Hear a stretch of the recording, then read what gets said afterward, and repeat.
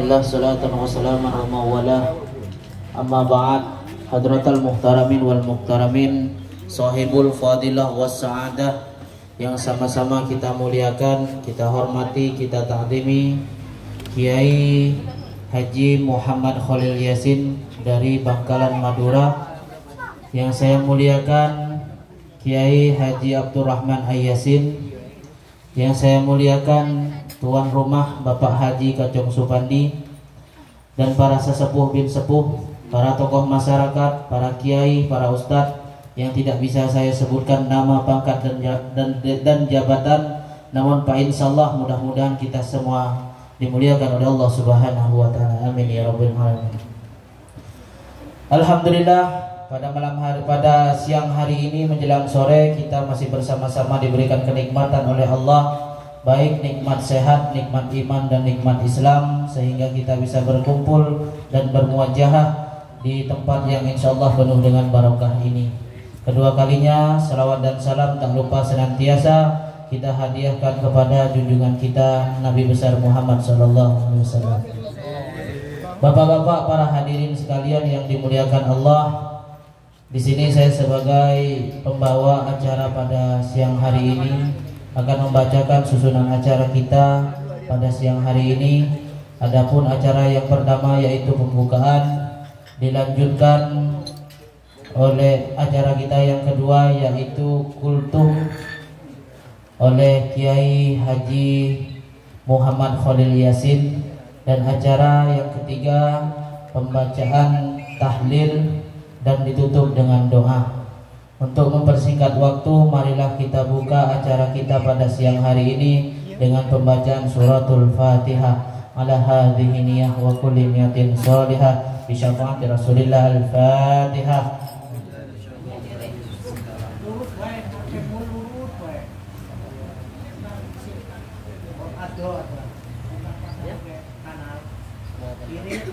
Selanjutnya yaitu kultum. Kami persilahkan kepada Kiai Haji Muhammad Khalil Yasin, kepadanya waktu dan tempat kami aturkan.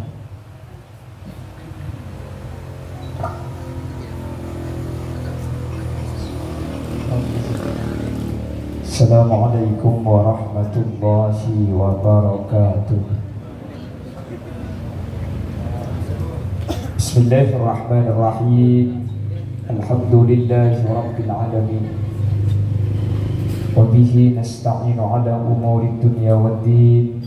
Wassalatu wassalamu ala ashrafil anbiya'i wal mursalin, sayyidina wa habibina wa syafi'ina wa maulana Muhammadin wa ala alihi wa ashabihi ajma'in. Qala Allahu ta'ala fi kitabihil karim, Bismillahirrahmanirrahim. Wa'tasimu bihablillahi jami'an wa la tafarraqu. Al-ayah. Yang saya hormati dan saya muliakan Kiai Abdurrahman dan seluruh para kiai, para asatidz yang hadir. Mohon maaf tidak bisa saya sebut satu persatu karena tidak tahu nama secara personal, tapi kepada seluruh para asatidz sedikit pun tidak mengurangi ta'zim dan hormat. Allahu a'lamu bi asma'ihim wa hum yukramuna indallah.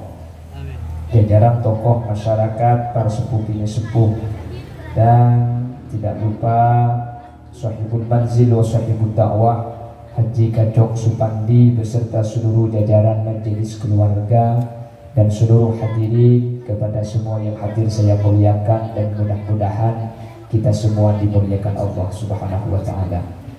Alhamdulillah, pada kesempatan kali ini Allah takdirkan kita berjumpa dalam keadaan taat, dalam keadaan sehat. Mudah-mudahan ini menjadi wasilah kita berjumpa, dipertemukan, disatukan, dipadukan sampai di akhirat. Semua yang hadir menjadi ahli jannah.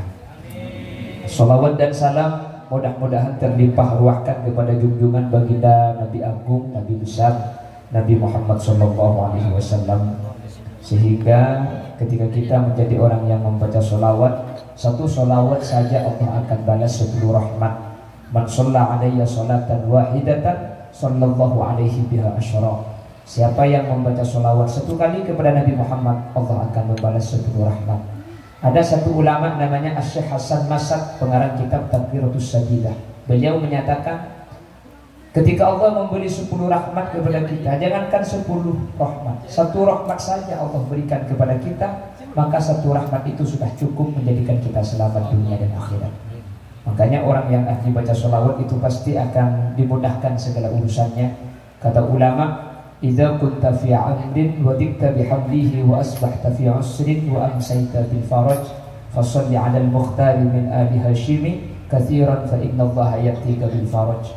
Ketika banyak masalah, ketika banyak himpitan hidup, ketika banyak musibah, maka berbanyaklah membaca sholawat kepada baginda Rasul, karena sholawat itu adalah jawaban dari setiap masalah yang kita alami. Insya Allah dengan sholawat kita dipermudah. Amin, Allahumma amin. Para hadirin yang saya muliakan, Nabi pernah bersabda, khamsatun lam yudawwat fi qabriha. Ada 5 kelompok, ada 5 orang. 5 orang ini tidak akan dimakan ulat ketika mati, jasadnya akan tetap utuh. Namun yang dimaksud Rasul tidak dimakan ulat, ini orangnya selamat. Karena kata ulama, jasad yang tidak dimakan ulat itu ada 2. Yang pertama saking baiknya, ulat tidak memakan. Ada saking buruknya sampai ulat itu nggak mau memakannya. Jadi yang dimaksud dalam hadis ini karena selamat, jadi bukan karena saking buruknya tapi saking baiknya. Ada 5. Akan saya sebutkan satu persatu dengan harapan mudah-mudahan kita salah satu di antara yang 5 ini. Yang pertama, siapa yang tidak akan dimakan ulat dan jasadnya akan tetap utuh? Yang pertama adalah al-anbiya, nabi dan rasul. Ini nggak mungkin kita karena sekarang sudah ditutup pangkat kenabian dan kerasulan. Mudah-mudahan yang 4 ini salah satunya kita. Al-anbiya wal mursalin, nabi dan rasul itu jasadnya utuh sampai sekarang. Nabi siapapun, rasul siapapun, kalau nabi dan rasul pasti utuh jasadnya. Karena innallaha harrama jasadal anbiya 'alal ard. Allah mengharamkan jasad bumi, jasad para nabi dan rasul itu dihancurkan oleh bumi. Jadi semua nabi dan rasul jasadnya sampai sekarang utuh, tidak ada yang hancur. Yang kedua, tsumma syuhada, orang-orang yang mati syahid. Orang yang mati syahid itu ada 3 versi. Syahid itu ada 3 macam. Ada syahid fid dunya, ada syahid fil akhirah, ada syahid fid dunya wal akhirah. Ada syahid di dunia saja, ada syahid di akhirat saja, ada syahid dunia akhirat. Apa yang dimaksud syahid dunia akhirat? Syahid dunia akhirat itu orang yang man mata fi ma'rikatil musyrikin al-i'la'i kalimatillah. Orang yang mati di peperangan melawan orang kafir yang tujuannya berperang untuk meninggikan agama Allah. Jadi dulu ada perang Badar, makanya sampai terkenal dengan salawat Badar. Salatullah, salamullah ala taha rasulillah, salatullah, salamullah ala yasin habibillah. Dulu ada salawat Badar. Salawat Badar itu diambil dari sahabat-sahabat yang mati fi ma'rikatil Badar. Ada sahabat yang wafat di perang Badar. Orang-orang yang mati di peperangan dan untuk meninggikan agama Allah, maka disebut syahid dunia akhirat. Kenapa kok disebut syahid dunia?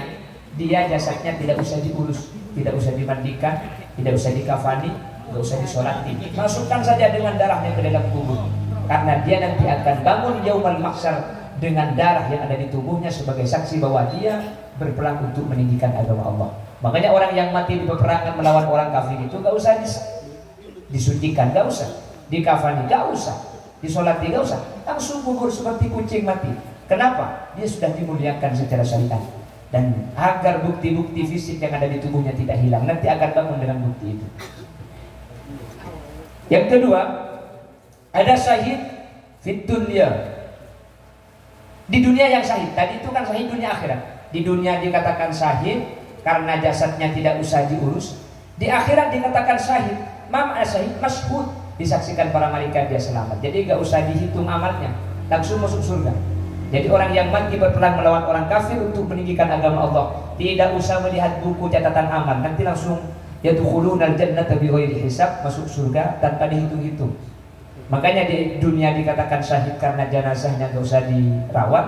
Di akhirat dikatakan syahid karena dia tidak usah dihisab, langsung dimasukkan ke surga. Siapa? Sahabat-sahabat yang mati di perang Tabuk, sahabat-sahabat yang mati di perang Badar, atau sekarang kalau ada peperangan dengan orang kafir, tapi alasannya diadai kalimatillah. Ada orang kafir mengancam umat Islam, kita lawan, kita mati di peperangan itu untuk membela agama, maka kita mati dalam keadaan syahid di dunia wal akhirah. Kalau merebut cewek, itu bukan mati syahid, mati sakit. Ini syahid dunia akhirat. Ada syahid dunia saja, di akhirat gak syahid. Siapa?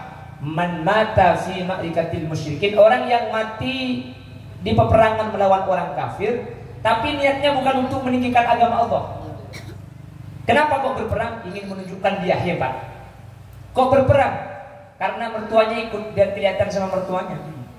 Jadi dia berperang sama orang kafir bersama orang-orang yang berperang yang lainnya, tapi niatnya bukan untuk agama. Kalau mati, dia di dunia syahid, jenazahnya nggak usah diurus, nggak apa-apa, kuburkan. Tapi di akhirat nggak masuk surga ini. Makanya banyak di zaman Rasul itu ada orang yang mati-matian berperang, sahabat yang lain memuji, kata Rasul, dia ini adalah pahlawan neraka. Terus saya yang tahu niatnya bukan untuk lillahi kalimatillah. Jadi ada syahid fid dunya wal akhirah, berperang melawan orang kafir untuk meninggikan agama Allah. Ada syahid fid dunya, di dunia syahid, di akhirat gak masuk surga. Yang nomor 3, syahid fil akhirah. Di akhirat yang syahid, di dunia enggak syahid. Jasadnya dimandikan, dikafani, disolati sebagaimana orang mati normal, tapi di akhirat masuk surga biwai hisab. Syahid fil akhirah. Siapa? Banyak. Yang pertama, man mata bil hadam, orang yang mati tertindih barang berat. Wa fi ma'al hadam, tabrakan, mati tabrakan mati. Atau jatuh dari tempat yang tinggi, mati. Lewat di jalan ada trek bawa kena pensil, mati ketiban pensil. Pensilnya 1 trek. Kalau pensil 1 ketiban pensil mati kan nggak masuk akal. Maka orang yang mati, man mata bil hadam, orang yang mati karena kejatuhan benda berat, itu syahid fil akhirah. Di dunia tetap dirawat jenazahnya, karena di dunia nggak syahid ya, tapi di akhirat dia syahid. Makanya kalau ingin syahid di akhirat, jadi trek nanti pulang dari sini. Kalau bunuh diri ya tidak, itu dosa besar. Terus apa lagi?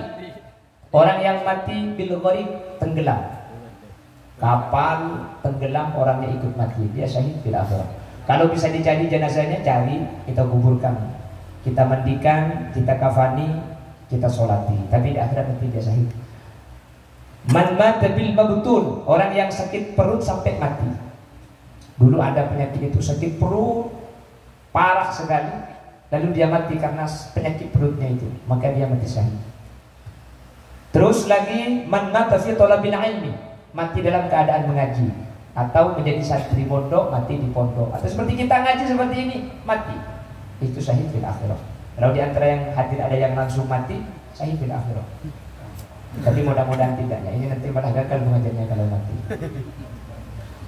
Apalagi man mata tulqon, mata syahidah, mati melahirkan, mati bayinya keluar, ibunya meninggal dunia, maka seorang ibu yang wafat dalam keadaan melahirkan ini syahid fil akhirah.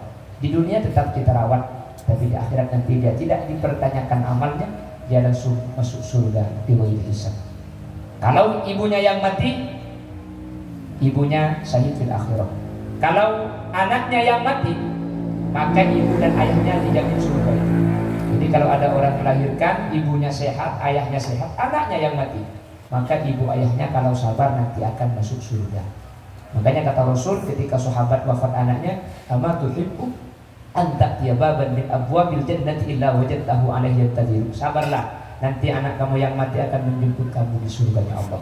Yang punya anak mati bersabar, karena itu tanda orang tuanya akan masuk surga. Yang punya anak-anak yang enggak mati, jangan dicekik, biarkan dia hidup, karena nanti anak ini akan membawa ke surga dengan doa, akan membawa ke surga dengan kesolehan. Banyak mati syahid fil akhir itu banyak. Jadi orang-orang yang mati tenggelam, mati terbakar. Terus al-maut alal fuja'ah, mati mendadak, tidak ada apa-apa, moro-moro sakit, moro-moro mati, gak sakit, Jadi dia nggak sakit, dia tidak punya penyakit, terus tiba-tiba mati. Kan ada biasanya al-maut adalah fuju'ah. Subuh disiarkan di masjid, inna lillahi wa inna ilaihi raji'un. Dan tetangga semuanya melayat. Sakit apa suaminya? Kok mati? Nggak sakit suami saya, tadi malam masih hidup. Loh, yang mati pagi lah. Kalau yang mati pagi kan tadi malam masih hidup. Kata istrinya, bahkan tadi malam masih hidup 2 kali. Maksudnya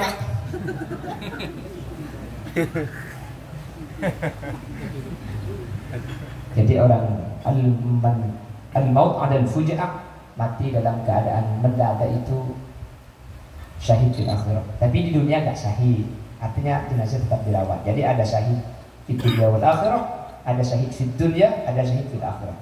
Jadi syahid itu ada 3. Yang mungkin terjadi yang nomor 3 ini syahid di akhirat.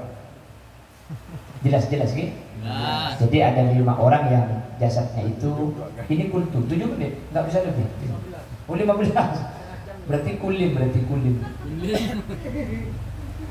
Bulan 15 menit. Jadi ada 5 jasad yang lam yudawwat fi qabriha, tidak dimakan ulat dan tidak hancur. Yang pertama al-anbiya, nabi dan rasul. Yang kedua asyuhada, orang-orang syahid ini tidak akan dimakan ulat, dia akan tetap utuh. Yang ketiga as-solihun, orang soleh.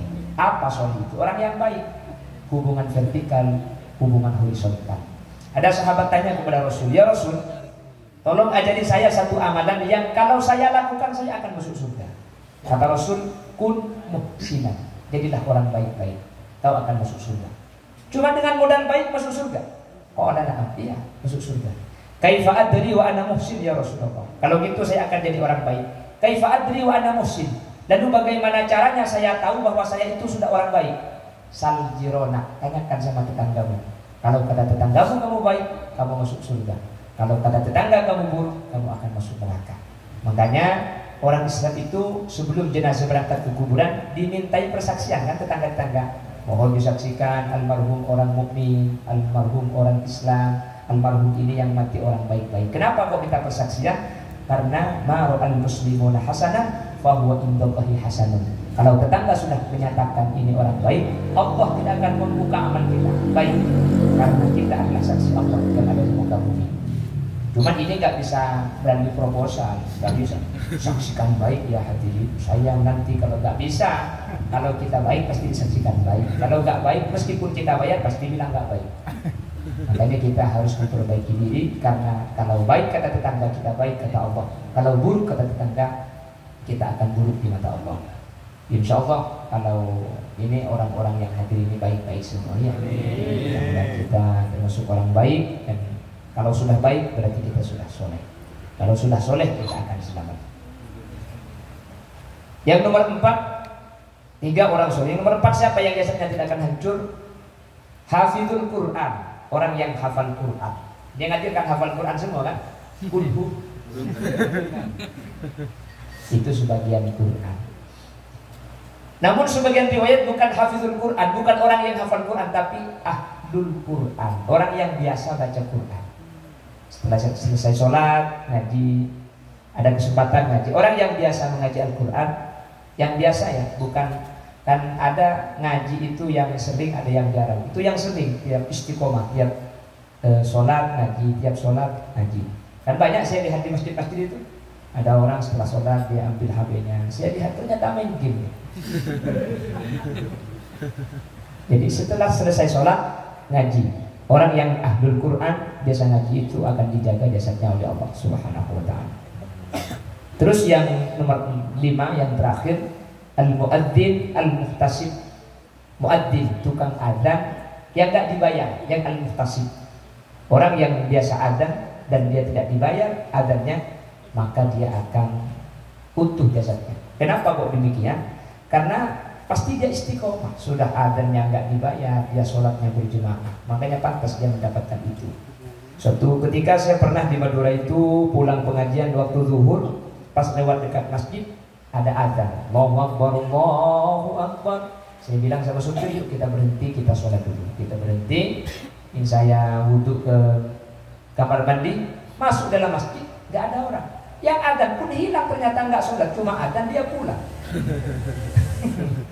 Ini menandakan sudah ciri-ciri kiamat. Ini adzan itu kan manggil orang. Masa orang dipanggil ketika orang datang yang manggil kabur ini? Dia bilang, saya nggak tahu kemana. Jadi dia ke masjid cuma adzan, setelah adzan dia pulang, dia nggak sholat. Makanya muadzin itu yang al-muhtasib yang nggak dibayar. Dalam hadis disebutkan al-muadzin aqwadu a'naqan yaumal qiyamah. Orang tukang adat itu lehernya paling panjang hari kiamat. Ini kata ulama artinya tidak lurus seperti itu. Jadi jangan diartikan kalau adat nanti lehernya panjang. Nanti yang adan-adan berhenti dia. Bisa adat mana tahu itu banyak. Enggak. Ulama mengartikan yang dimaksud aqwalu a'naqan yaumal qiyamah, kalau tukang adan lehernya panjang, nanti kita di mahsyar itu kan hanya satu jengkal. Jadi di bawah itu tembaga. Jadi manusia itu kan berkeringatan, ada yang keringatnya sampai lutut, keringatnya sampai perut, ada sampai leher, ada yang tenggelam dengan keringatnya. Orang yang ahli adan itu tidak akan pernah tenggelam, karena ketika airnya naik, kepalanya naik. Jadi makanya istilahnya aqwalu a'naqan, lehernya panjang. Jadi ketika air meninggi, lehernya makin tinggi, makanya tidak pernah tenggelam orang yang adan. Karena di maksud itu yang tenggelam bukan tergantung badan, tergantung amal. Bukan yang tinggi selamat, yang pendek tenggelam. Kalau gitu saya tenggelam sendirian waktu itu. Jadi tergantung amalnya. Lah orang adzan itu atwalu a'naqon, lehernya paling panjang. Makanya kata ulama, ini jangan diartikan lurus, lehernya panjang beneran tapi tidak tenggelam. Sama dengan hadis Nabi Muhammad kalau 21 Ramadan sadda mizarahu, mempererat sarungnya. Yang dimaksud mempererat itu bukan ketika Ramadan kita mengikuti Rasul sarung kita kencangkan, bukan. Yang dimaksud syadda mi'zarahu, Nabi kalau sudah tanggal 21 sampai hari raya itu tidak tidur dengan istrinya. Makanya istilahnya syadda mi'zarahu, sarungnya dikencangkan. Nah kita meskipun sarungnya kencang, wong dalamannya dibuka kan bahaya itu. Jadi nggak apa-apa sarungnya nggak kencang, yang penting kita ke masjid. Karena intinya bukan masalah sarung kencang nggak kencang, tapi tidak tidur di rumah, tapi i'tikaf di masjid. Mudah-mudahan kita salah satu dari yang lima ini. Amin. Jadi anbiya nggak mungkin. Mudah-mudahan kita syahid. Amin. Amin. Kalau kita nanti dimatikan, mudah-mudahan mati dalam keadaan syahid fil akhir, dalam keadaan mencari ilmu, dalam keadaan menuntut ilmu. Mengaji itu tidak harus di sini. Kita mengaji biasa punya istiqomahan. Tiap malam Senin ngaji, malam Senin mendatang kita mau ngaji lagi. Dari sekarang tanamkan niat nanti mau ngaji. Belum nyampe ngaji kita sudah mati. Maka sebenarnya kita sudah mati dalam keadaan mencari ilmu. Karena andaikan kita tidak mati, kita pasti ngaji. Jadi semoga kita termasuk orang-orang yang mati dalam keadaan mempunyai niat yang baik untuk beribadah, sehingga kita tergolong orang-orang yang diselamatkan oleh Allah. Yang ketiga as-solihun, orang-orang yang soleh, yang bisa berbuat baik. Baik kepada tetangga, berbuat baik kepada Allah Subhanahu wa ta'ala. Yang nomor 4 adalah ahlul Quran. Mudah-mudahan kita ahli baca Al-Quran. Kalau tidak bisa 5 waktu, mungkin ba'da maulid. Kalau tidak bisa 1 hari 1 kali, ya mudah-mudahan kita bisa 1 minggu 1 kali malam Jumat baca Yasin. Gak bisa malam Jumat 1 kali, mungkin 1 bulan 1 kali lah. Ya ada sholawatan. Kalau gak bisa 1 tahun 1 kali, mungkin Ramadan kita barusan. Kalau nggak bisa ngaji 1 tahun 1 kali, ya mungkin seumur hidup lah ngaji sekali aja. Kalau tetap nggak bisa, ya mungkin mati sekarang nggak apa-apa. Masa ngaji seumur sekali nggak bisa. Mudah-mudahan kita selamat, amin Allahumma amin, dan kita diberikan anak-anak yang selamat oleh Allah Subhanahu wa ta'ala. Sudah 2 kali 7 menit. Kiranya cukup yang bisa disampaikan, mudah-mudahan ada manfaatnya, mudah-mudahan bisa diamalkan dan membawa berkah bagi kita semua. Tidak ada benar dari yang saya sampaikan, kebenaran milik Allah. Jika ada yang salah, kesalahan mutlak dari kebodohan pribadi saya, mohon dimaafkan dan mohon diperbaiki. Subhanakallahumma wa bihamdika asyhadu an la ilaha illa anta astaghfiruka wa atubu ilaik. Wassalamualaikum warahmatullahi wabarakatuh. Waalaikumsalam warahmatullahi wabarakatuh. Bismillah.